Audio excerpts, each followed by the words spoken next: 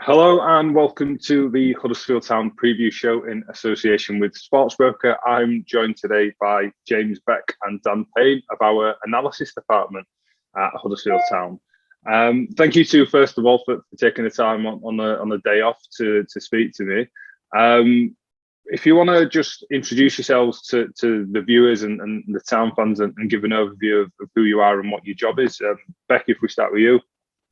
Yeah, so I'm James Beck. My current title is Head of Analysis and Innovation for the club. I'd say my sort of main role in the analysis department is sort of the post-match side of the game and individual analysis. So I work heavily with Nas and Danny Schofield for the individuals, obviously looking at opposition players. Can be quite hectic, obviously there's games thick and fast. So it's trying to churn out a lot of video for the players, but it's just to give them the best advantage possible for the individuals. And the post-match side of that is working again with Narcis, Jorge, Danny, Carlos, because we do quite a lot of meetings at the club. So it's imperative that the post-match meetings are very well collaborated with the coach and myself. And then the innovation side is something that's quite new to the club, and I think it's new to sort of the sport industry. Still new to me, obviously. It's quite a transitional role for us. I'd say the best way to describe it is trying to put sort of processes in place for the club going forward and sort of future thinking and future research. Again, it's quite a transitional role, so it's something I'm still new to myself, and I feel like it's just going to sort of progress as the season goes on. But yeah, it's more behind the scenes work, which I'm not saying I can't disclose it, but there's a lot of good things going on behind the scenes. Yeah, and what about yourself, Dan? Yes, my current title is Lead First Team Performance Analyst. My role is sort of primarily around the pre and sort of match day processes. So how we look at opposition teams ahead of games, the sort of build into them. There's a team of currently now just two of us that are sort of overseeing sort of analysis of an opponent before we play them. And that allows us a bit of rotation because obviously with a tight schedule in the championship, it's a quick turnaround all the time. So sort of churn out a lot of sort of analysis on opponents. That sort of basically is a process of like looking into what it is that opponent is going to do before we play them. Anything tactically we can sort of prepare the coaches for before they go out onto the training pitch, or sit down with the players to sort of give a little bit of detail about what we're going to face and then therefore how we can exploit that, or maybe how we can make sure that their strengths don't sort of make or show vulnerabilities in us. So yeah, there's a lot that goes into that. And then there's a lot of sort of meetings and such that James has obviously mentioned already, that sort of are basically attributed to what goes on in the background before it goes to the players. So yeah, that's kind of a very brief summary of the role. No, I'm sure it's a top line overview compared to what you actually get into. Something that's quite interesting is analysts and things that I think are quite a new addition to the sort of footballing landscape. It's something probably only in the last 10 years or so that has really come into fruition. How did you two both come into the field then? What was your professional journey into becoming an analyst? Dan, if you want to sort of let us know how you came to be. In all honesty, I think how it originally initiated was like sort of almost very lucky. I sort of gone to university in Southampton, knew that I wanted to go into sport, had a passion and love for football. Obviously, most people do now, it seems. So I basically had no idea what it was that was going to take me there, or how I was going to get there, or what I was actually going to end up doing. You sort of find out more within these courses that, you know, analysis is something that you can actually get into. It's actually realistic to sort of see a future working within football. Myself, I'd always had quite a sort of a higher level of sort of want to watch and analyse and break down games without realising to an extent almost what I was doing. Spending a lot more hours than sort of friends watching games and looking at it in a different way. Managed to get an internship post-university with Charlton Athletic. So this was now sort of 8 years back, I think, roughly. Worked in a year in the academy, then worked 2 years, I think it was, in the first team. So that was working with Charlton when they were in the Championship and then League One, before moving on to Chef Wednesday. And at Sheffield Wednesday, that was a mixture of academy and first team sort of work, primarily overseeing a head of department role similar to what James has now, but with Sheffield Wednesday. And then sort of a lot of assisting around the first team and sort of training up of staff to sort of do different roles whilst overseeing, I guess, roles throughout the whole academy. So looking at, under 9s all the way up to the under 23s. So a lot of age groups and a lot of different ways to sort of deliver this content, because different learning styles and ages are going to take things on differently. So there's a lot of, like theory behind it that stems back to the university side of things, where you sort of find out from studies and things how people learn, how they'll take on information, how you can best distribute that to them so they can actually take it on board and, like develop and understand that better. And then, a year ago now, I think 14 months or something like that, came over to Huddersfield to take on the first team role. And then, here we are now, I guess, a year later in this position. That's a nice summary of your career. What about yourself, Beck? Was it something similar? Did it come from university? Yeah, definitely. It's definitely a similar sort of route to Dan. So I obviously went to Sheffield Hallam University, did sport and exercise science. Again, I just wanted to get into sport similar to Dan. I wasn't sure if it was sort of sports science, PE teaching, analysis. Because to be fair, before I came to university, I didn't really hear much about analysis, to be honest. It was luckily it was actually a module that we did on the course. And then that sort of piqued my interest. And then I actually managed to get sort of like a 6-week placement with Huddersfield at the time, whilst I was at university, sort of doing sports science and analysis with the first team. And then ever since from that, really, mate, it's sort of really piqued my interest into getting into analysis more. So then obviously did my course at university and luckily sort of got a bit of a part-time role at the club, and then started sort of in the academy with the under 18s age group at the time. And then obviously we had the academy restructured from category 2 to 4, which then sort of changed the European age groups to 17s, 19s and EDT at the time. And I sort of landed the role as sort of the 17s analyst. Similar responsibility to what Dan would have been doing, but then about a couple of years after that, I then became sort of the head of the academy analysis department, similar to what Dan was doing, but more looking at age groups, obviously from 17s, 19s, and obviously now the B team, because obviously we scrapped the 9s to 16s age groups at the time. Which that was just sort of my start of the journey into analysis at Huddersfield Town. And then obviously things have changed, analysts have moved on, and then now sort of in the summer, sort of come into this role. So it's still new to me, obviously, sort of working that first team environment, but I think every day and every week it's becoming a lot better.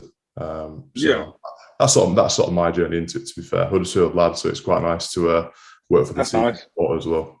So. Yeah, that's interesting. I think from the outside looking in, people often look at analysis and they think if they're read in the pyramid or read a couple of Michael Cox pieces, and they're an analyst themselves, and that's not quite the long and short of it. The work that you guys put in is a lot different to that.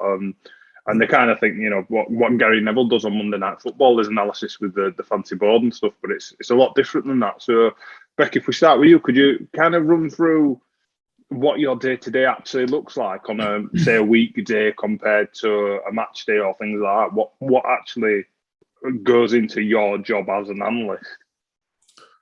Yeah, I think the best way to describe it from my point of view is every day is a lot different. Especially when you're in the academy, like you could literally be, obviously because how many games there are in that program, obviously in the first team program, all the days are different. Obviously you've got your main responsibilities, like I alluded to earlier, with the individuals, which is quite a big chunk of my days, sort of week to week. In terms of working obviously with Danny and Narcissus on that, and then because you sort of spend a lot of time going through players, obviously which sort of links into the opposition analysis that Dan and Mackenzie do, and that can sort of take a day or two. But obviously with my role sort of heading the department, obviously there's a lot of stuff behind the scenes in terms of whether it's meetings with external software providers, meetings with other departments, heads of departments, planning meetings, just sort of on the week really, because obviously it is a hectic week, and the weeks do go really fast, as obviously now we're nearly at the Christmas period. So my days are quite different. I can be 1 minute in a meeting, then the next minute I find out I'm in 3 other meetings, just randomly on the day. So it can be, that was literally yesterday, so it can be quite hectic, and there's a lot of IDP meetings with the players, so individual development plans with the transitional players like your Scotty Highs, Levi Coles, obviously, I know he's on loan, but he's sort of that young player transition to first team football. There's good work from just not my department, but different departments that go into that as well. So yeah, I'd say what I quite like about my role is that every day is quite different. And sometimes when you go into work, you think you've got a plan of what you see the schedule, like, right, okay, I'm doing my meeting there, I need to be there. But then 10 minutes later, it could all change, and it can be quite hectic. But I think that's quite the nice role about my job, is that every day is different. Yeah. Dan, I've probably seen you doing your job more than I've seen Beck doing his, just purely because when we travel to and from games, we'll sometimes be on the same bus. And it seems to be, people almost assume as soon as the full-time whistle's gone, that's it, job's done for the week. But that's where your job seems to start, because you're straight onto the laptop, passing it around with the assistant coaches, talking about things, pulling players for individual breakdowns and things. Could you give us a little insight into what you do? Yeah, sure. Yeah. So I guess starting sort of like in the pre-match build up to things, we are taking games for the opponent, and straight away you need to be thinking about possibly if we are playing that team home or away, for which games we're going to look at. So obviously you want to see more recent games, but you also have to think about, okay, we're going to play them away. It's going to be an evening game. Are there recent evening games where they have played at home and therefore away for the opponent? So straight away you've got to think about sort of circumstance and things. You've got to start looking straight away. We tend to try and break down what the squad looks like for an opposing team. So do they have a very set team that is clearly like a 3-4-3 or a 4-4-2, 4-3-3, whatever it might be? Straight away, you need to analyse the squad and sort of break down, okay, this is the most likely lineup. These are the minutes they're playing, the appearances they're making. So you'd sort of do a quick you do a squad depth analysis on the opponent straight away, and that gives you an insight. Okay, so we're going to play them at this time. This is their squad, likely formations and things. And of course, we can pull information from third party data providers to sort of give us a little bit of insight again into style of play and things before you start watching the team. It sort of differs with every coach, of course, like what it is that they want to focus on in terms of how we look at a team, in terms of how they're building, playing out, if they go direct, the phases of play that they go through to try and create chances and build attacks, and then flip reverse. Are they a high pressing team? Do they tend to stand off? So there's very sort of almost like regimented things that we're looking at. But of course, every team is different. And that's where the sort of, I guess, the fun part of the job for me is that you're watching a game and football's never the same. There's so many variables in football. It's just game to game is going to be very different. And you've got to try and break down and sort of show the consistencies within a team. Then that will lead into a lot of meetings that we primarily have with Jorge. Jorge is kind of like the sort of main opposition coach, in terms of the way that the coaches then feed that information to one another before they go out. They plan with Carlos and such for training, and then sort of plans going into the game. There's then obviously, of course, set play analysis, which is Narcis's area. Narcis is very good with that in terms of the way that he approaches it.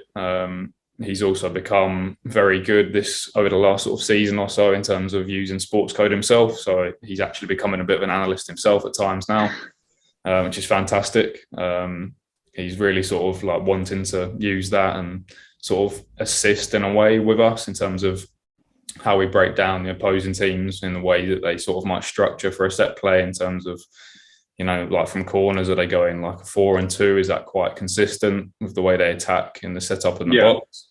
Do they tend to go short, flip reverse it? Are they a zonal team? Are they mixed? Like, you have to break down every sort of area of the game and show the consistencies.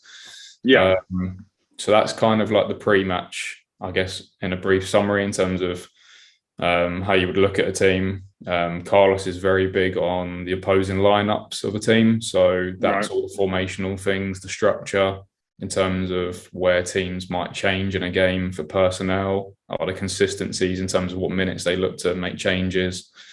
Are they playing with more eights in terms of the midfielders, like very sort of, positional based information in terms of any changes in the game. Does the 8 always become a 10 at some point? Or when they're chasing the game, what shapes are they changing to?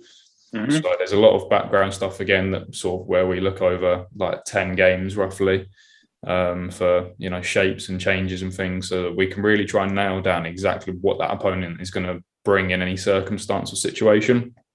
Right. Of course, then on the match day, we have obviously meetings and such for the all the pre-match stuff, which is delivered to the players, be that at hotels and such, like the night before, which is sort of like led by coaches but assisted by the analysts. Obviously, we've sort of put that together and worked with the coaches to sort of put together the final presentation summaries, because of course you have to be considerate of how many meetings we might have and how many minutes the players are watching content, because of course they're only going to be able to, as all humans can, they can only sort of pay attention to this sort of content for a certain amount of time before it becomes too much. Yeah, you could probably information overload them and exactly, you'd give them too much. Yeah, exactly. So you've always got to be thinking like, well, there's so much we can tell them, but what are the key messages? So that's sort of then obviously going into the match day build up. Of course, on those match days, the individuals that James has looked at over the week in terms of the breakdowns, in terms of what, strengths and weaknesses or areas to exploit individually, we can expose to the players. So if Lewis is going to be up against, another 8 on the day, what are his traits as an 8 to try and, be on the ball, and how does he going to sort of build play for that team, and how can Lewis therefore adapt to it and sort of better his opponent individually? Of course, last season especially, we were quite more of an individual-based team out of possession. That has changed a little bit this season, but the individual battles are key, and that's a big thing for Carlos in terms of making sure that we are always aware to our direct opponents. So those videos on a match day, as you've mentioned, are sort of on the iPads. We'll discuss, players if need be. We're sort of there to hand if need be for, discussing a player or going through some of their clips with them on the iPads in the dressing room.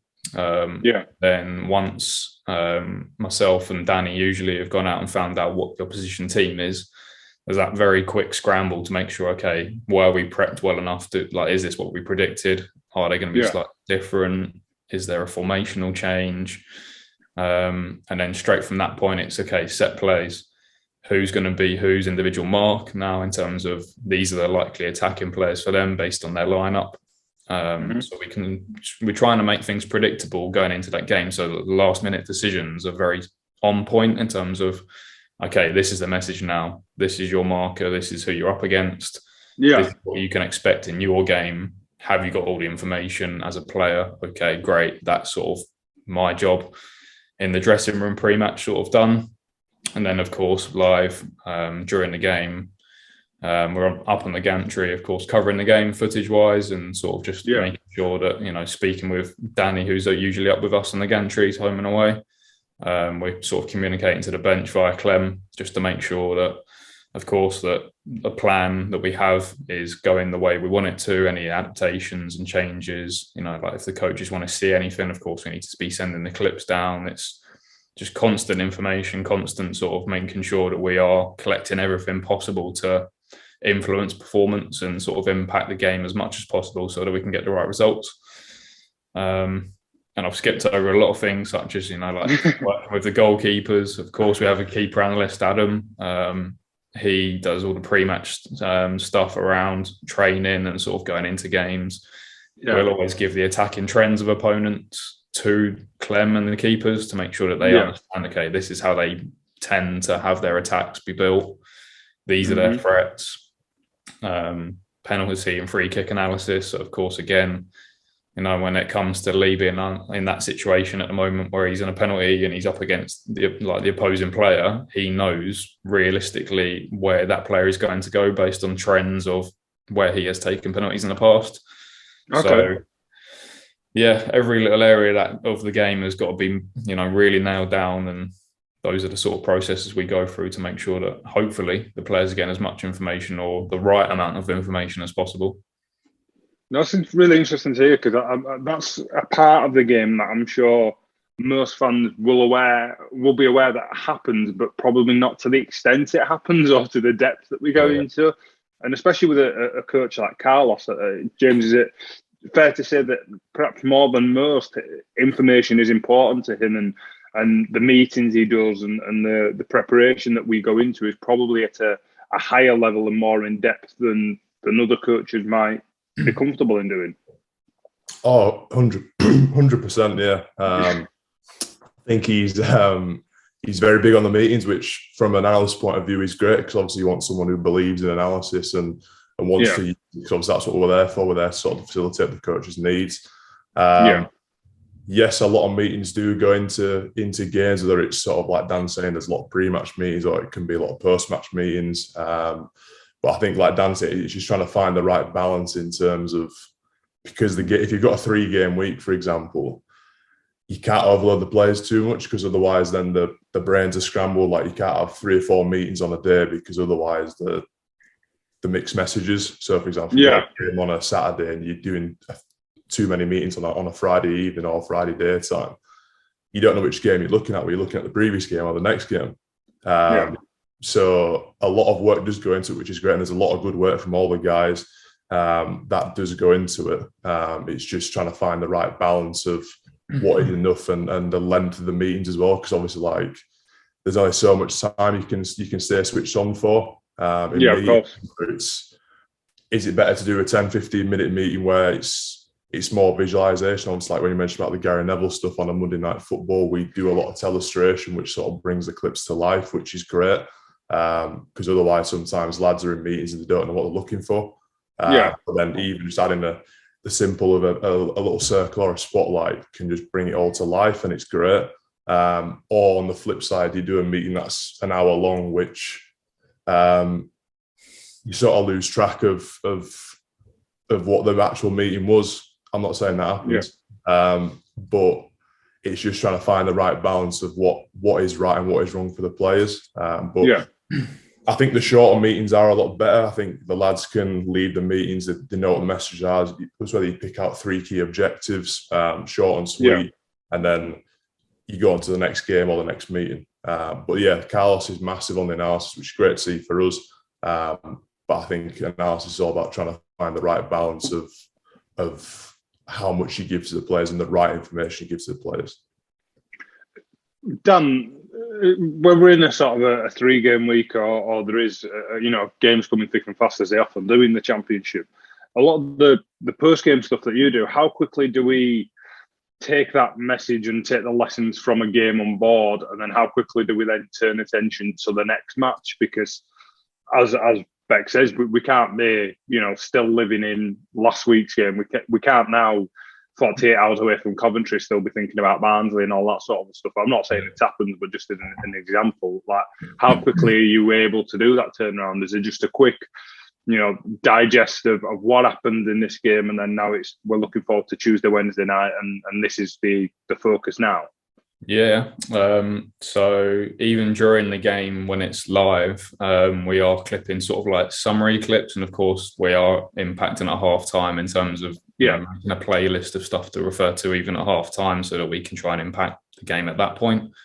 But for the post-match stuff, there tends to be a lot of almost like summarising a game while it's happening. So these events keep happening, we keep on maybe getting exploited in a particular way. They're getting a little bit of success by attacking us, going playing through the thirds and sort of breaking lines against us maybe.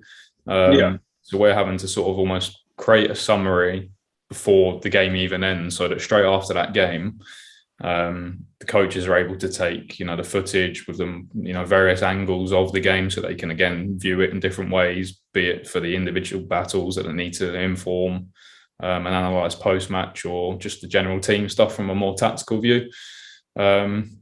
So straight away after the game, like instantly, like that is going to the coaches. The coaches have access to that game almost like the second it finishes. We can almost turn it over and make sure that they can, go and review the games. In terms of the time, of course, when you have a 7-day Saturday sort of break, that means there's a lot more time to analyse the game.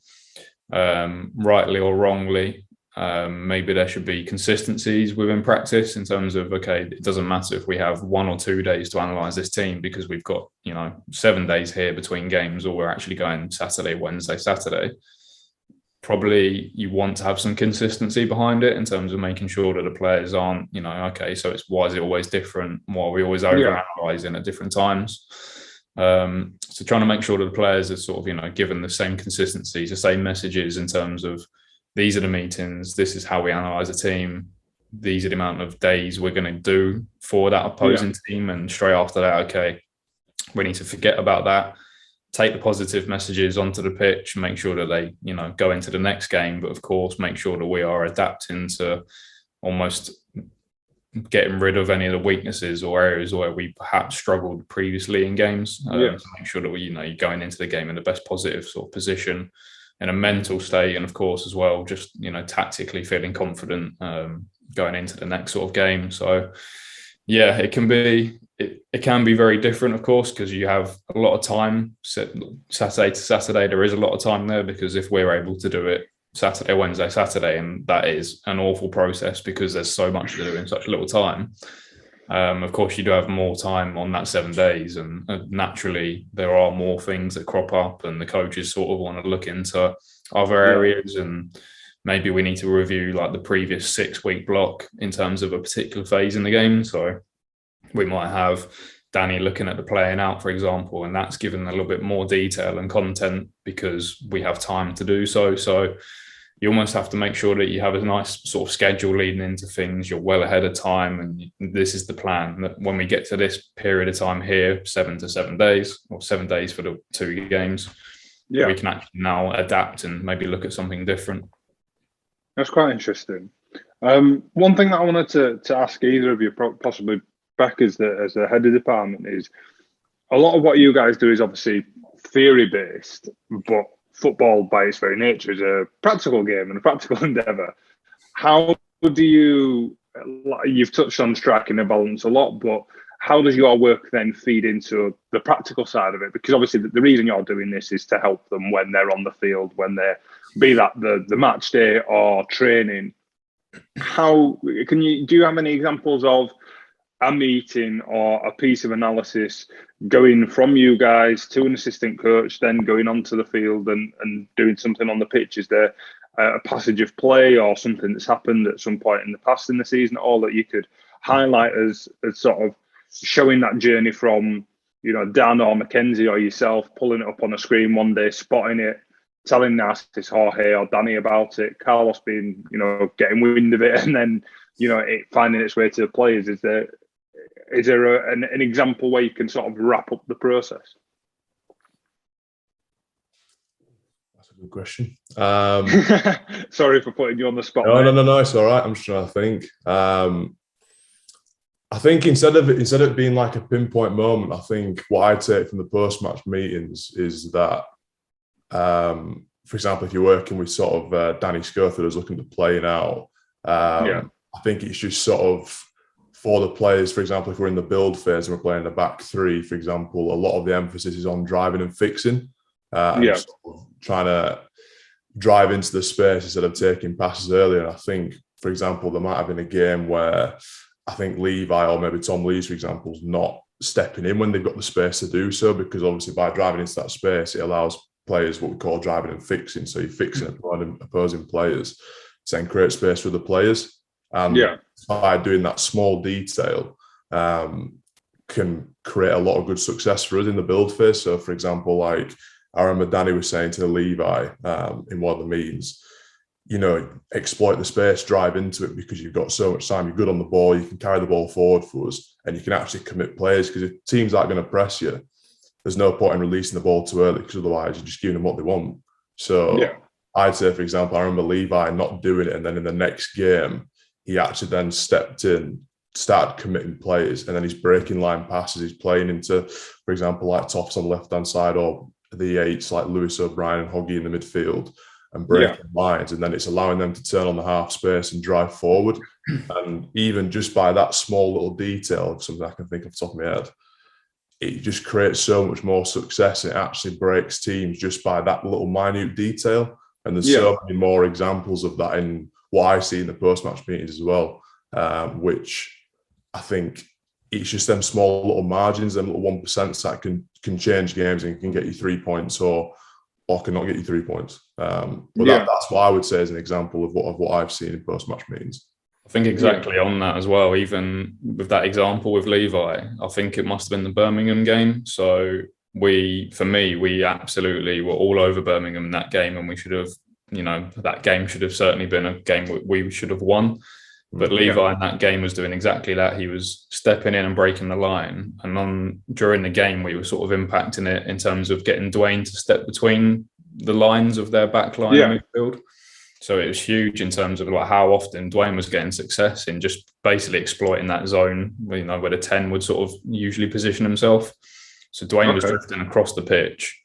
Levi was stepping in and fixing, and then he would break the line and he would almost go through 2 lines in terms of the forwards and midfields and straight into Dwayne. And then Dwayne would basically have a position of their centre half would step out with him. And suddenly then we've got a 2v2 with the forwards in the forward line. So I think that was a really good example with the Levi one. But in that game, exactly, like Dwayne was just, creating so many opportunities and getting in so much space. And that was a perfect example, I think, of how we were sort of able to, get those messages onto the pitch pre-match in terms of the Levi stuff with Danny, in terms of how he can do that. And then obviously we had pre-match seen that they tend to follow in terms of their back line defenders stepping in with players. Wayne was stepping in there, and he just had so much time and ability to sort of then create chances. And it's a really frustrating one from memory in terms of that we should have really won that game, but it was a really good performance. And those are some of the sort of messages that are definitely, I think, reflecting back, that we have sort of impacted really well on in a recent game, or a game not too long ago, should we say. Yeah. One thing that we have had real success in this season is our set plays. Is that something that has happened through meetings and obviously through analysis and through hard work as well? It's not something that's just going to happen with chucking a ball in the box and trying to get somebody on the end of it, is it? So we know as our team, this is how we attack in certain ways. So we have X amount of routines that we will rotate and use, or we're therefore never going to adapt to the opposition. They're going to have to adapt to us. Of course, it helps that Sorba at the start of the season especially has sort of come into the team and done really well in terms of his set play delivery, because if that delivery is not right, it doesn't matter how good our start points are and our end points are for meeting the ball at the end of the set play. We need that delivery to be spot on. So Sorba's definitely helped, and so has Danielle. Danielle's set play is very good as well. We've been a lot more consistent on the delivery, and I think that had a big impact. But of course, on the other end of things, we've had Tom Lee's coming to the side and Matty Pearson. Matty's been incredible in terms of the numbers he was getting early season. It was almost like every game I felt, do you know what, we're going to get a set player and Matty's going to be on the end of it. It's just going to happen. So there's been a lot of work behind it. The stuff I mentioned earlier with Narcissus working with Sports Code and the way he's analysing post-match set plays. So he's always looking at what we have done previously. Myself and Mackenzie going into the team, into the sort of pre-match build-up for the set plays, we're looking at the oppositions. So between the two of us, when me or Mac sort of come together with Narcissus and we sort of really break down, okay, these were our strengths previously. Last game we did this, that. This is what the opposition will do. Therefore, we should be, coming together and doing this with our set structures. I think I do think that really had an impact. It's probably sort of numbers have probably fallen off in recent games, and that's something that I think myself and Narcissus have sat down and discussed in terms of why that might be. It's certainly something that it's such 30 to 40% of goals tend to come from set plays. It's a huge area, and we've definitely dedicated more time to it, because we understand that if it's 30-40% and we're only training 5 minutes out of the whole week in a build-up, that's not enough time, because it's such a huge percentage. We've given it a lot more time. There's been a lot more sort of go into it. Narcissus has been great with that. I think it definitely shows that if you put that work and detail into it, you can make a big difference. But like I've said, at the end of the day, it can always just come down to that delivery. And if you're not getting that delivery right and you're not getting to your end point at the right time, it doesn't matter. Yeah. That's interesting. And I'm conscious of both of your points about not giving too much information at once. So I'll make this my last question before people are overloaded watching this. obviously we have our own analyst department, but other teams will have their analyst departments. Do you guys find in game or during games or post and previous that it can become a bit chessy, that people are trying to second guess what you guys are going to be doing, what the message you're going to be giving is?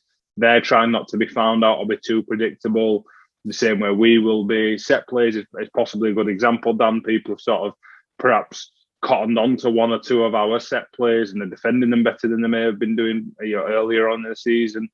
Is it a constant thing for you guys that you're not only just looking inwardly at how we're analysing ourselves, but also how we might be being analysed, if that makes sense?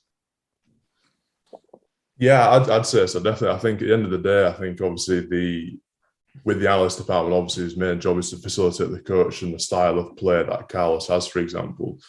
Yeah. Because our style's not going to change as much in sort of in and out of possession, it's hard to sort of then try and in terms of change it differently in terms of how we approach analysis. I think obviously other clubs have their ways of analysing opponents, and some can be discreet. Sometimes at games they might come and talk to you about what they've done and how they've approached the game, and others can not even say a word to you, and it's just in the zone. But yeah, I think in terms of how we analyse games, I don't think it changes as much because obviously it's what the coaches want.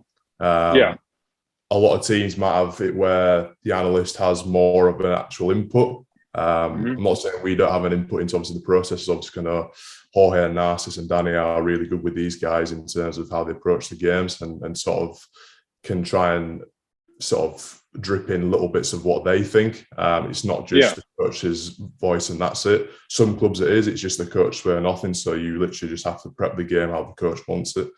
But I think because analysis is becoming more of that tactical sort of role and almost like a coaching role in a sense. I think their voices are being heard more now. And like you say, it's not just us, filming the game, clipping it up, that's it done. I think Dan and Mac have a really good input with the coaches now in terms of how they see the game, and the coaches are really receptive of that. And I think the way we analyse games, yes, we can change our process and try and make it significantly easier for us or better in how we approach games. But I think it all depends on how the coach is with you, is how I would say it is. Okay. And what about yourself, Dan? Have you got any insight into that as well? No, I think James has covered it really well. I think there's obviously a lot of analysts, and I wouldn't dig out analysts. It's a hard job. You spend so many hours and it's almost like a thankless task at times because of the amount of hours it takes to analyse an opponent. Yeah. There are analysts out there who, have got into the game and it's because they love football and they almost don't have a passion to sort of want to, do you know what, I actually want to be involved here. I don't just want to have the job title and be an analyst. I actually want to impact and have a value. And I think that can be quite telling with some analysts. And sometimes, I think you almost said it yourself, do you know what? We're all going to be watching each other. We all understand that, you can do these different things. And obviously people are going to do it to a different level than others. Yeah. But some are almost just happy to, get along. Just, I've watched this game. I gave the clips to the coach and that was me done. And it's no, you want to be impacting a game. You need to show that you are valuable to the club. You are impacting performance. And some think that they've got a secret. So sometimes you can speak to analysts on a match day and they're like, oh, give anything away, because it's they almost hold the key. And it's well, if the players don't, get the messages and don't show it on the pitch, then it doesn't matter what your secret is because you're not impacting performance. So you've really got to make sure that, do you know what, there's so many messages and ways of giving information to players, and we just have to make sure that we give, the most valuable ones. And we really have to make sure that, the coaches are getting the right detail, because at the end of the day, that 90 minutes is what's going to show that value. Relationships with coaches are always different, always interesting. I think now you get a lot that are sort of more so valued by the assistant team, because the assistant team to a coach or a head coach tend to have, like a bigger say in terms of the content that gets put together and then provided to the players. And that's because the manager has so many, different departments and information coming to him all the time. That needs to be condensed and, further condensed to him via his assistant coaches. So it definitely helps when, you have good people. And I think we definitely have good people at Huddersfield. We've got, coaches that are very, considerate of the amount of hours we put into games. They're understanding that, free time isn't really a thing. Like today is going to be just another day. As soon as Macca's, of course, preparing for Coventry primarily, I'm looking further forward at Bristol. But knowing that Bristol's almost covered now and that's still like a week away, I've already got to be looking at Forest on the 30th. So they come so thick and fast that it's important that the coaches understand, there's a lot of time here. Maybe I can help. Maybe they can watch a game as well. And I think that's all about relationships. You've just got to, deal with people in the right way. And there's too many maybe analysts out there that are not willing to show that they can, connect on that personal side and make sure that they are valued, and vice versa. They value, when they are seen to be valued. And do you know what? If we all work together, we can, work towards results in a better way and get them more likely, I guess. No, that's interesting to hear. I think that's really interesting, lads. I think it was sort of a really good insight into an area of the game that, I'm in Canal Side every day with you guys, and I have no idea to the depth you guys go because I don't have the time to sit with you and see it. So for fans who, watch us once, twice, 3 times a week, they'll have no idea how much we do. But I think it's good for people to have an awareness of just how much goes into a match day and into a performance and things like that, because it's quite interesting first and foremost, and secondly, it's quite impressive just the sophistication of our footballing operation, I think, and it's something that I don't think many clubs give too much of an insight into, perhaps because, like Dan says, they're scared of giving some secret exactly. But I appreciate the time you've given us, boys, and hopefully we can catch up at some point later on down the season. Yeah, for sure. Yeah, appreciate it. Excellent. Thank you very much to James and Dan for joining us today, and thank you very much to Sportsbroker for making the show possible.